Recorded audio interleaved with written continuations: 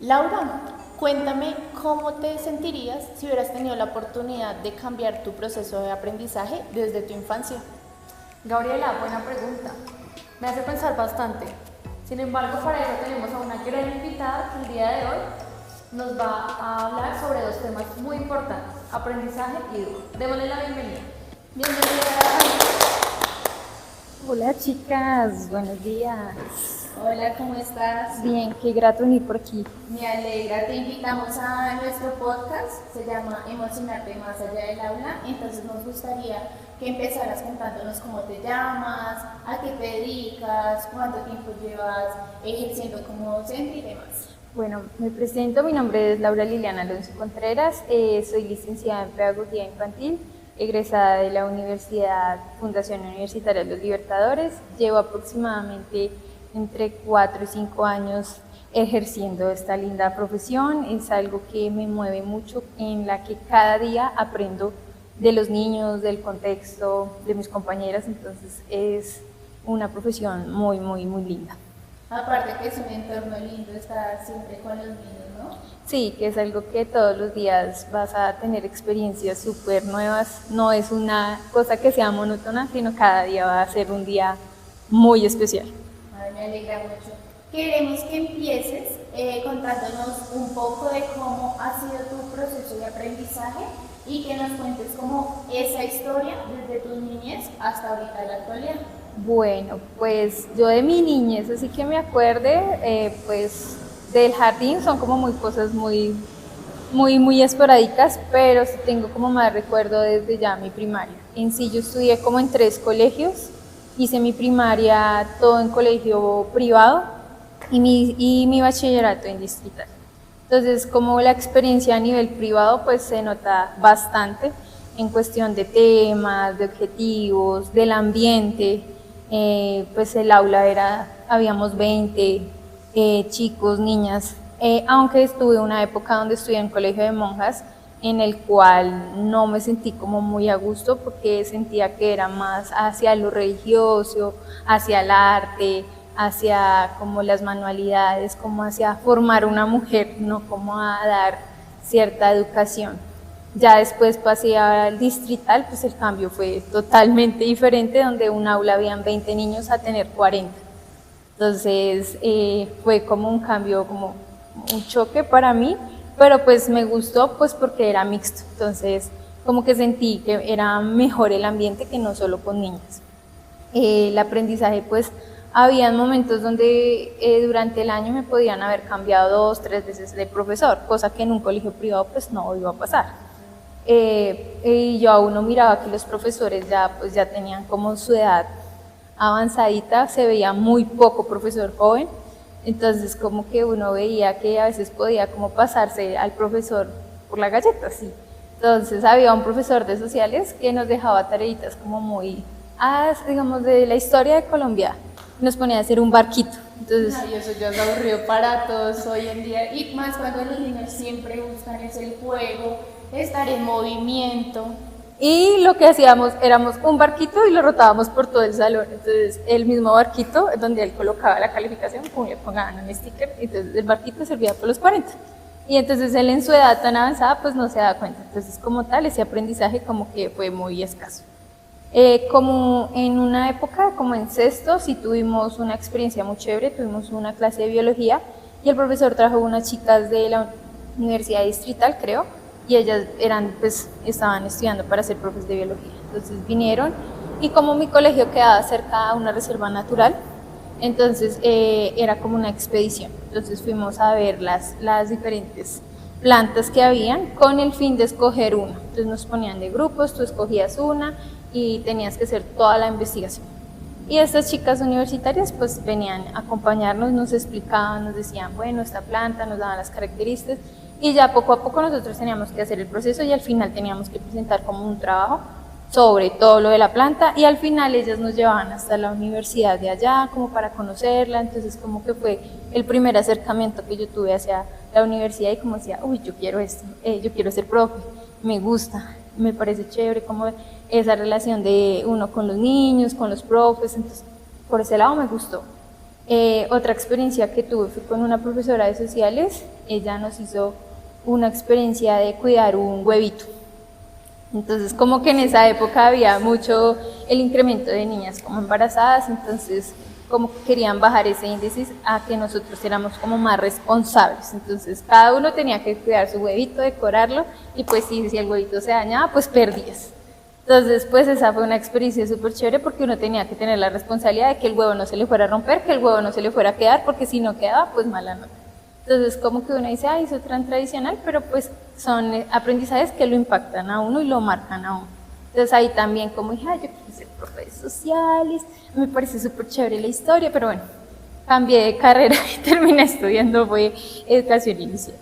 Y por ahí me habían contado que antes estabas estudiando licenciatura en lenguas modernas. ¿Por qué hiciste ese cambio tan drástico de lenguas modernas a primera infancia? Eso fue un cambio porque quedé embarazada. Entonces, cuando quedé embarazada, mi hijo entró a un jardín de primera infancia de integración social y comencé pues a involucrarme en ese mundo. Entonces, el ver esos tipos de aula, el ver que yo podía ser una persona que podía sembrar en ellos muchas enseñanzas y no quedarme solo en una materia, sino que era mucho más amplio el campo. Me encantaban las actividades que las profes le hacían a mi hijo, me encantaba la parte de la planta física, era un jardín súper grande con espacios que yo decía, uy, tan chévere, yo por qué no hice eso cuando era chiquita.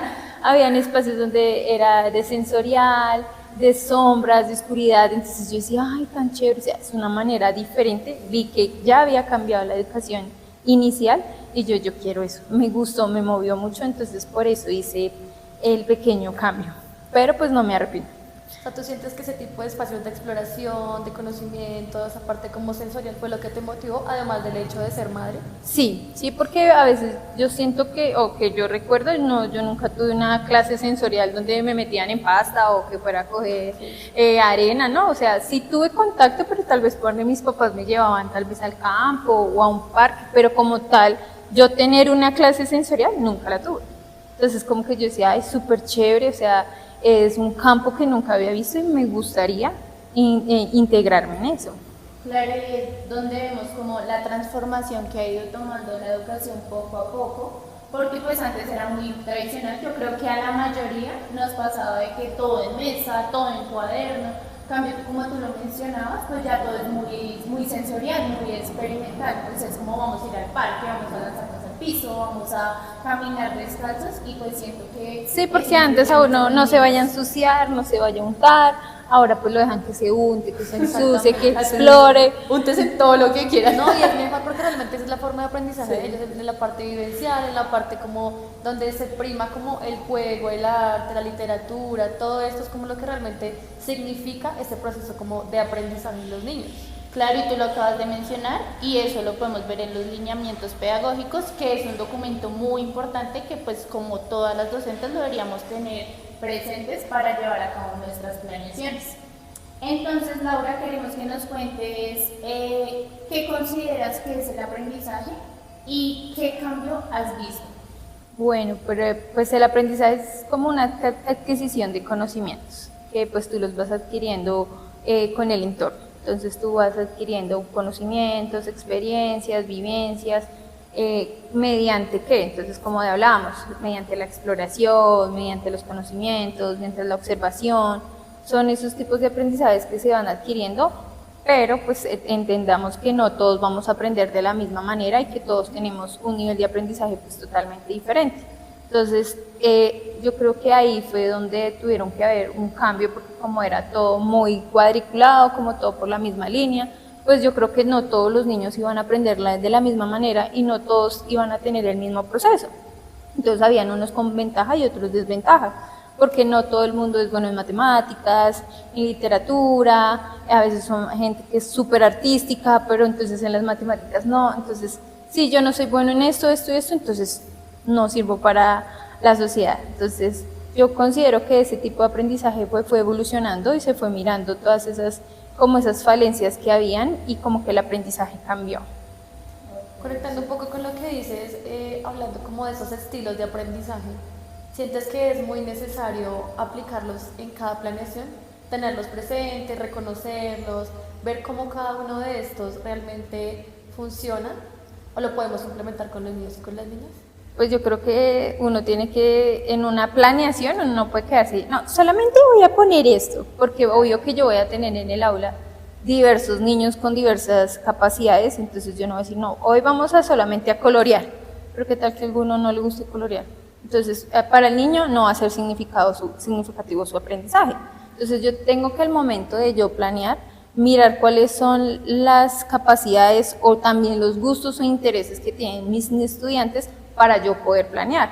Igual pues yo creo que hoy en día hay diversas herramientas, diversos espacios, o sea, uno puede, la imaginación es cortica para los niños, entonces uno puede utilizar diferentes cosas, como tú hablabas, con los pilares, puedo utilizar literatura, exploración del medio, el juego, el arte, entonces puedo involucrar todas esas en una planeación. Entonces, pues es también uno darse la capacidad de ver que uno para ellos tiene que ser muy imaginativo y buscar lo que ellos no necesitan, pero siempre teniendo un objetivo, que es el que quiero. Si quiero que los niños aprendan el color y las formas, pues tengo que buscar qué estrategia o qué actividades me sirven para que ellos puedan aprender eso.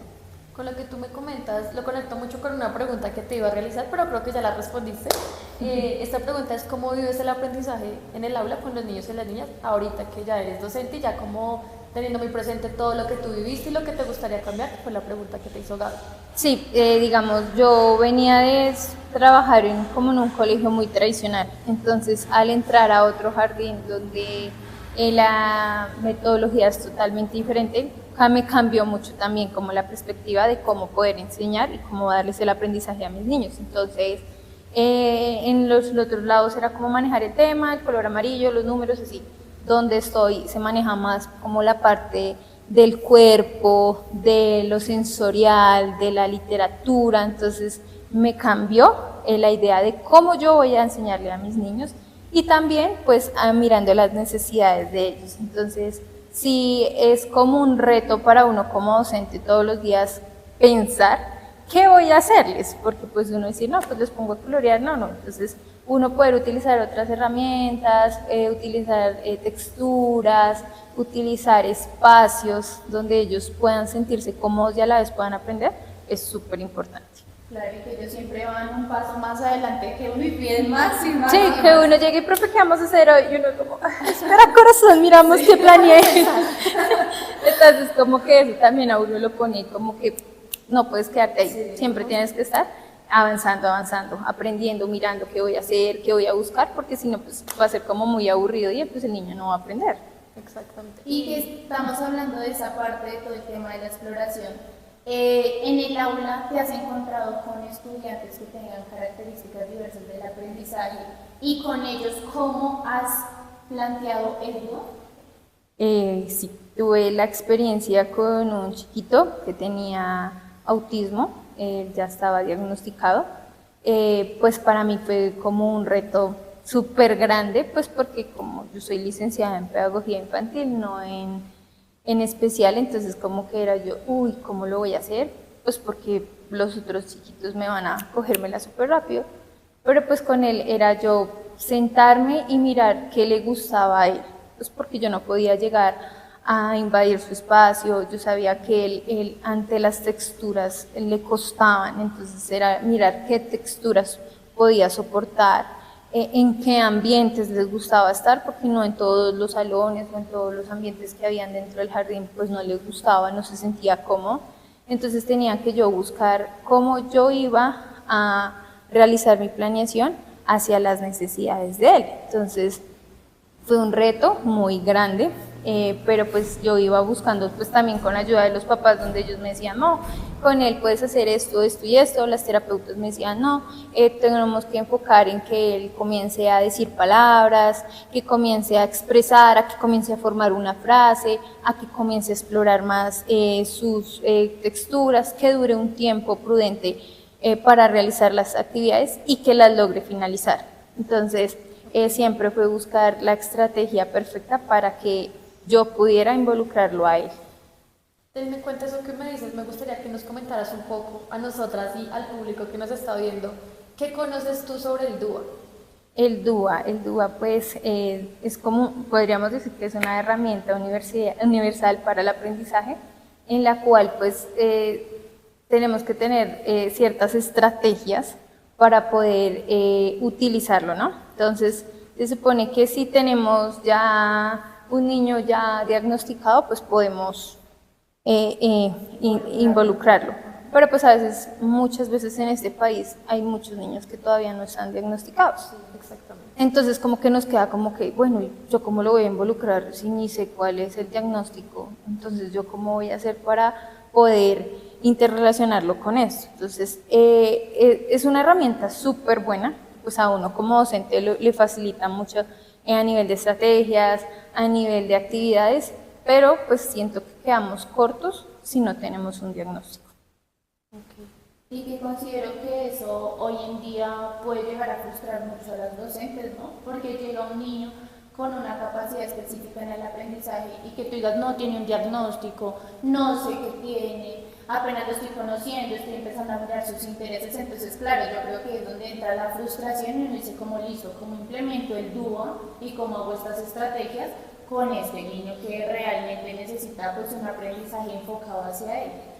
Sí, entonces como que yo digo que es como también un llamado de atención como al Estado, pues porque muchos papás no tienen tal vez los recursos económicos para poder decirle, sí, mi hijo tiene esto, esto y esto. Como, mira, profe, te doy el diagnóstico y te doy las herramientas para que tú puedas involucrar a mi hijo entre un aula. Entonces como que a veces uno entra como a lo que Diosito me ilumina y lo que tengo en mi experiencia y le voy a hacer. Pero pues siento que sí es una herramienta súper buena que le ayuda y le facilita mucho a uno como docente, pero siempre y cuando hubiera como un trabajo en equipo. Sí, claro, porque pues ahí es importante cuando entra la familia y escuela, pues hacer como todo ese acompañamiento. Entonces eso es fundamental. Con lo que tú dices, me traes como un recuerdo de hace como una semana en el lugar en el que estoy en práctica. Allá hay dos chiquitos con autismo y hay un pequeño que no tiene diagnóstico, pero según los indicios, características y demás, puede ser un TDAH.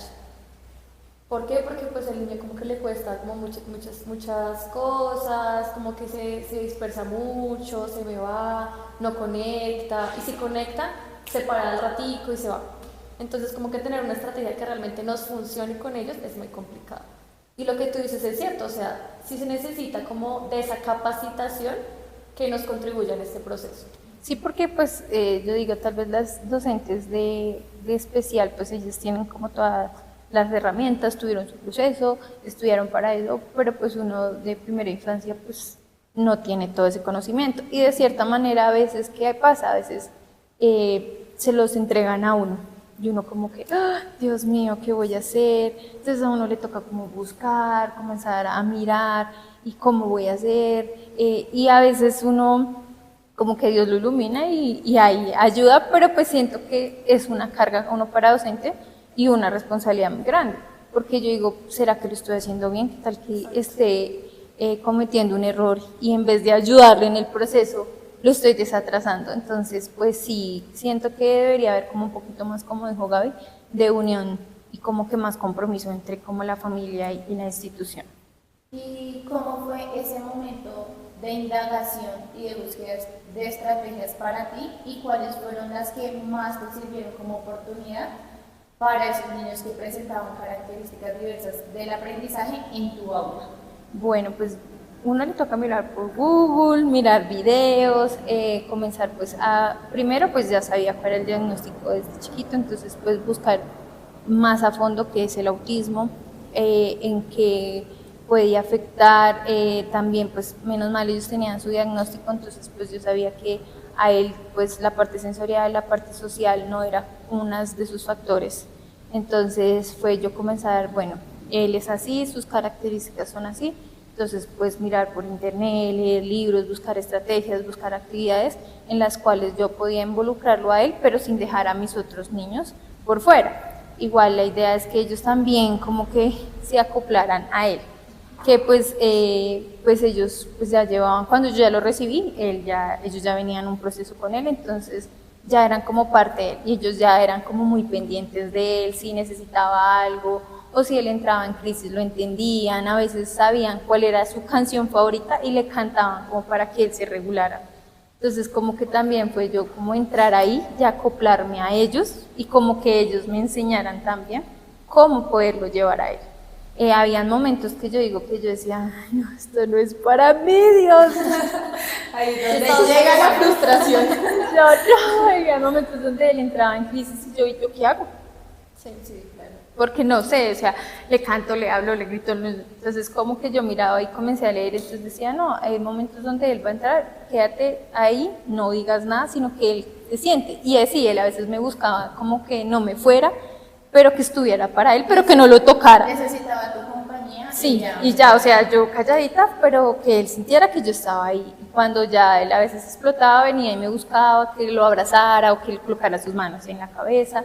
Entonces sí fue una experiencia muy, muy, muy especial para mí, en la cual aprendí demasiado, como que entré en otro campo que no imaginé, pero pues igual en este campo de la docencia es como algo todos los días nuevo. Sí, yo hace 2 años fui docente de apoyo de un niño con autismo.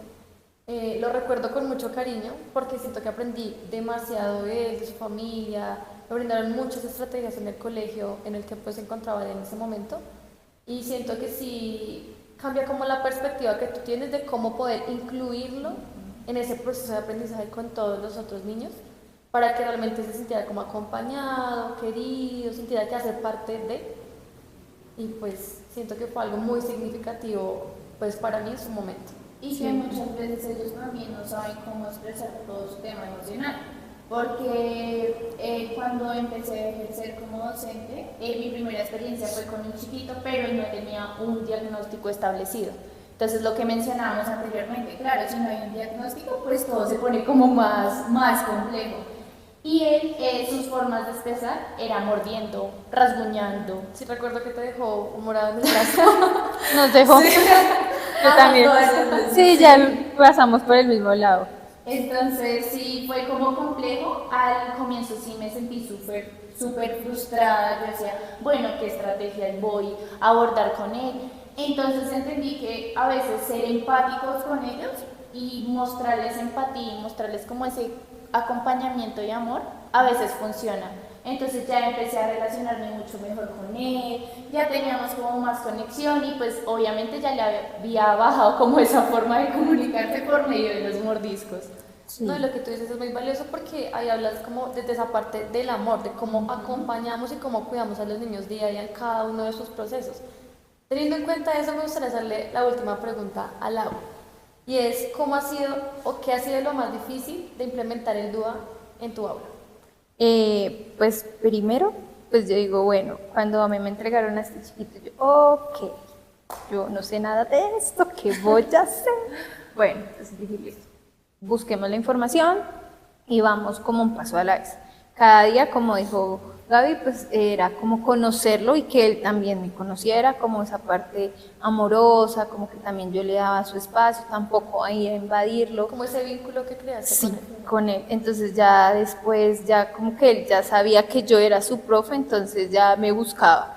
Había momentos donde yo no estaba, pero bueno, ya el vínculo lo había y cuando él detonaba, pues porque no sabía cómo expresar sus emociones o expresar cómo se sentía, pues me buscaba y con las pocas palabras que decía, yo le entendía. Entonces ya era como yo, bueno, vamos. No, y que tú ves el avance de las palabras, es como, Dios mío, vamos por un buen camino, lo estamos logrando. Y que eso para nosotras como docentes pues es súper gratificante porque uno dice, sí, es un avance mínimo y una palabra, pero uno dice, bueno, hemos hecho un avance, se ha logrado, se ha notado interés por él. Es súper gratificante cuando pasa ese tipo de no, es que situaciones. las familias también son súper agradecidas, como mira que he encontrado esto, él me ha dicho esto, he encontrado avances en cada uno de sus procesos y realmente se sienten como agradecidos con uno y uno es como, ay, Dios mío, lo estoy haciendo bien. Sí, como que ese respiro. También ya después comenzamos él todavía no tenía control de su interés, entonces pues eso era también un caos. Yo, no, por favor, que no, yo.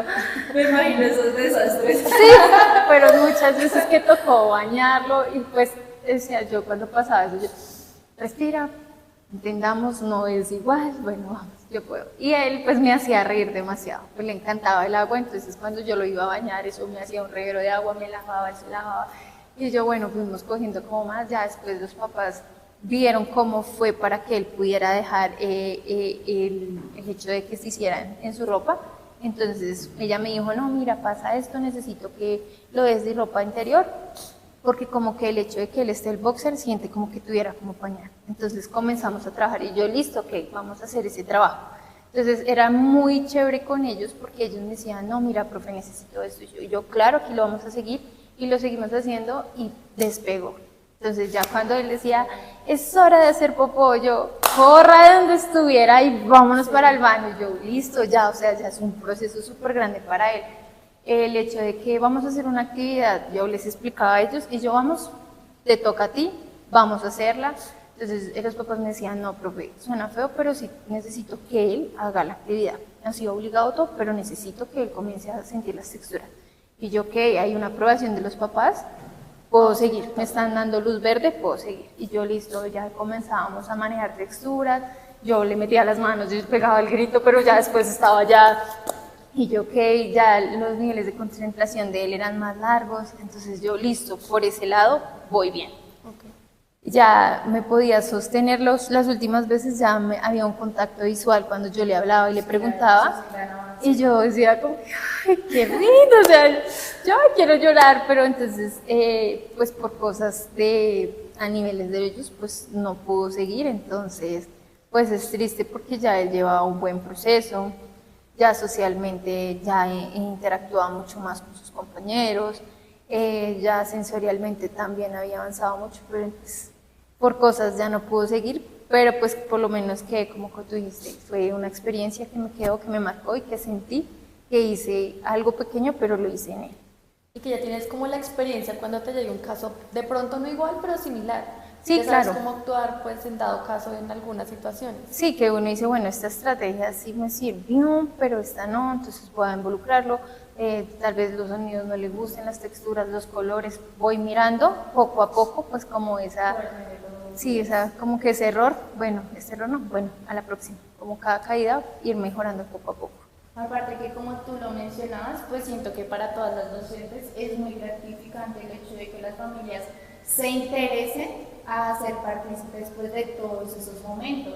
O sea, que no tengas tú como docente estar como, mira, es que necesito que me ayudes con esto, mira, es que necesito que en casa hagamos esto, sino que la familia vaya más allá y te diga como, no, profe, mira, yo he mirado que a mi hijo le funciona esto en casa, también sería chévere que lo intentes en el colegio, en el jardín, a ver cómo les va. Y ahí es donde dice como, listo, se nota el interés por la familia y hacer parte y pues apoyar a sus hijos en ese proceso. Y pues como tú lo comentabas también, pues sí es un poco complejo el tema de que el niño ya llevara como su proceso de aprendizaje, donde ya se haya visto como la evolución que llevó y que quede ahí su tema de, pues, de jardín y que le toque procrastinarlo para más adelante. ¿Por qué? Pues porque con ellos toca tener un proceso paso a paso y todo tiene que ser muy rutinario. Entonces, pues claro, puede que pase y que pues se dé la posibilidad de que pierda todas esas rutinas y todos esos avances que ya llevaba. Claro, sí, porque él ya sabía hasta dónde era su salón. A veces él llegaba solo ya a su salón, a veces le gustaba a veces desviarse, pero a veces ya llegaba a su salón. Pues uno siempre le decía, bueno, vamos a hacer esto, vamos a ir a tal lado, entonces como que él ya iba emocionando, entonces ya el cambio, porque cuando salíamos de un salón a otro salón, para él era súper difícil, o un cambio de espacio, para él era súper complejo, lloraba, gritaba, y yo, no, amor, vamos, tenemos que ir. Entonces siempre y cuando llegaba, yo le decía, bueno, hoy vamos a hacer esto, vamos a ir a tal lado, te vas a quedar con ellos. Entonces como que él ya había madurado en esa parte. Pues esperemos que puedan volver y que pues puedan seguir con su proceso. Pues conectando un poco con lo que dices y rescatando un poco como ese tema del DUA, siento que tú hablas mucho como de esas redes afectivas que tú generaste con él y cómo eso te influyó o te contribuyó para que el niño tuviera como ese tipo de avances y también como los tipos y los escenarios que utilizaste con él, las texturas, todo lo que comentabas ahorita. Siento que es muy importante tenerlo presente y nunca como dejarlo en saco roto, sino realmente tomar como ese riesgo de intentarlo cada vez de tal forma que sí, como que ese proceso vaya avanzando todo el tiempo. Sí, pues es que también digo que el espacio donde estamos permite que pues se pueda dar todo eso, porque O sea, a veces... es un espacio accesible. Sí, porque pues digo, hay colegios, digamos, que no van a tener pues esas mismas herramientas, espacios donde uno le pueda dar. Entonces imagínate si en un aula son 40 niños y te llega un niño con algún autismo, algún TDAH, entonces uno cómo hace, uno le pongo cuidado a este, le pongo cuidado, entonces también es como que uno docente también le den como esas herramientas y esas ayudas, pues para que pues también prevalezca el derecho del niño a la educación, porque pues en sí es un derecho para ellos. Entonces sí es importante que también uno como docente también como que levante la mano y diga, oye mira, necesito ayuda, porque a veces uno, no, yo puedo con todo, pero ya cuando uno está allá, no puedo. Entonces sí, hay momentos donde uno sí tiene que decir, no, de verdad necesito ayuda, entonces sí, es muy lindo, es muy gratificante, pero pues sí, también uno si trabaja en equipo, pues se van a ver avances y pues tampoco uno se va a saturar. ¿Y tú has tenido la posibilidad de tener en tu aula niños con diagnóstico de TDAH? No. No has tenido todavía encuentro con No. ellos. Mira que conectando con lo que dices, no está en mi aula, pero está 2 cursos más adelante, está en transición. Es una niña súper querida, tiene sus momentos, ¿no? Como Sí, todo, claro.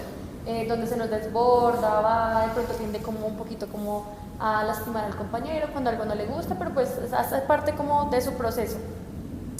Yo la conocí a ella justamente cuando fui docente de apoyo y ver el avance que ha tenido en su proceso de aprendizaje ahorita es, mejor dicho, wow. Porque antes le costaba mucho como el seguimiento de instrucciones, tener como su atención prolongada por un largo tiempo, era complejo. Pero al día de hoy ella ya conecta, en su proceso como de lectura y de escritura como que ha tenido un gran avance, también gracias a la educadora especial, que es lo que tú mencionas como de las estrategias, y eso como que de verdad ha generado un avance también en la parte emocional y como en todo su proceso.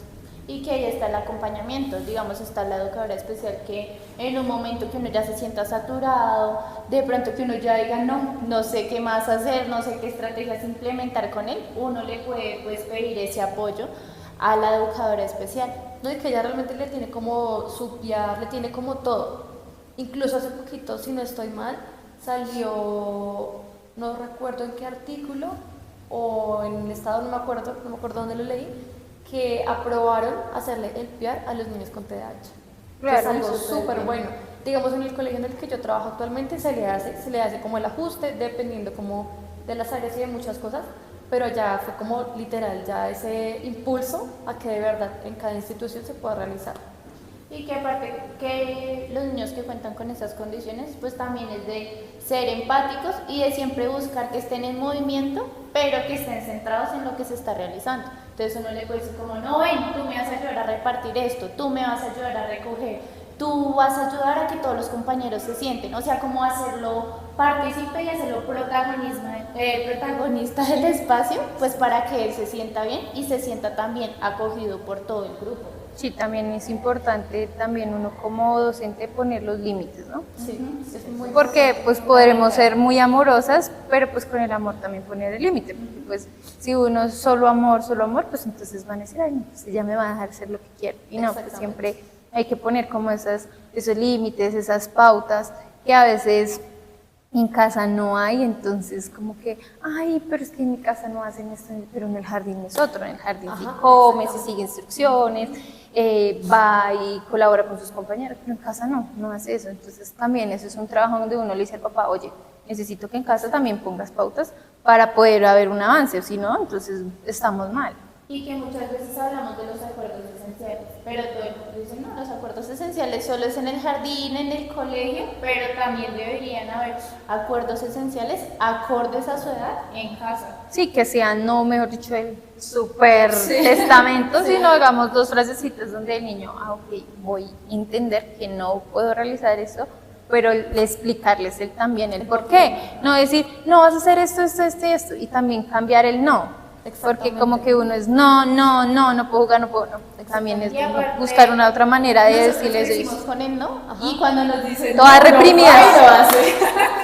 pero también como todo reprimido, uno no puedo hacer eso, ¿por qué? No sé qué. Entonces, no, también es decirles, oye, puede pasar esto si tú haces eso. Entonces, como esa causa y ese efecto de él, tú al realizar una acción, entonces es importante también establecer eso. Esa también es una estrategia para ellos, que a veces dicen, ay, qué bobada, pero es pequeñita, mínima, pero marca la diferencia. No, y que lo que tú dices del no, eso es mejor dicho. Tú le dices no, o sea, el ideal es como cambiar una palabra de afirmación en la que tú le digas, te puede pasar esto si haces esto, o puede pasar esto si no escuchas tal No, cosa. como no te subas y ya está allá arriba. Es como te puedes caer. Y es como, bueno, me va a lastimar, voy a cambiar como la acción de lo que estoy haciendo. Laura, te queríamos agradecer por hacer partícipe de este podcast. Nos encantó mucho tu compañía, pero antes queremos hacer una pequeña dinámica contigo. Entonces, a tu lado izquierdo hay un espejo y se llama díselo al espejo. Entonces, ¿qué vas a hacer acá? Te vas a mirar al espejo y te vas a decir esas palabras de afirmación que te hubiera gustado escuchar cuando sentías frustración, sentías miedo, te sentías triste cuando te tenías que afrontar a ese tipo de situaciones en el aula. ¿Me paro o ¿Cómo te puedes mejor? parar? no? Pero queda muy... Pues si quieres te puedes. Ok, bueno.